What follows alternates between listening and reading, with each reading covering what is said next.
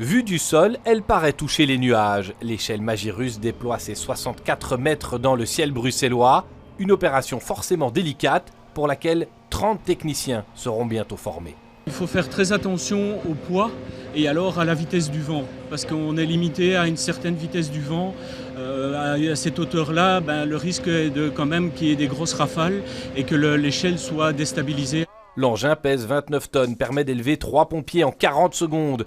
Mais en situation d'incendie, il faut aussi gérer les flammes qui sortent du bâtiment. Il faut être très vigilant à tout ce qui est explosion, tout ce qui est chaleur, parce que ce n'est que du métal et donc à cause de la chaleur, il pourrait y avoir la déformation du métal et ainsi de suite. Les échelles actuelles sont moins hautes que celles-ci, ce qui contraint parfois les hommes du feu à rentrer dans l'immeuble pour sauver les occupants et combattre l'incendie. Les échelles conventionnelles qu'on utilise tous les jours jusqu'ici, c'est des échelles de 28 à 30 mètres. Et donc ça permet d'accéder jusqu'à un 8e étage. Et après, c'est par l'intérieur du bâtiment. Avec une échelle de 64 mètres, c'est plus du double.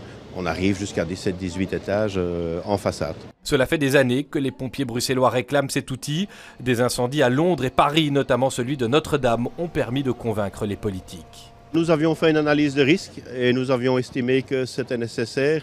Déjà avant l'incendie de Grenfell Tower à Londres et la cathédrale, en fait, une échelle, c'est tout d'abord un engin de sauvetage, mais c'est également un engin nous on dit on peut travailler en tour d'eau.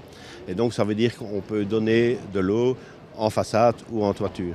Budget 1,5 million d'euros. Le camion échelle sera basé à la caserne de l'héliport, proche du centre-ville et des tours de bureaux du quartier nord.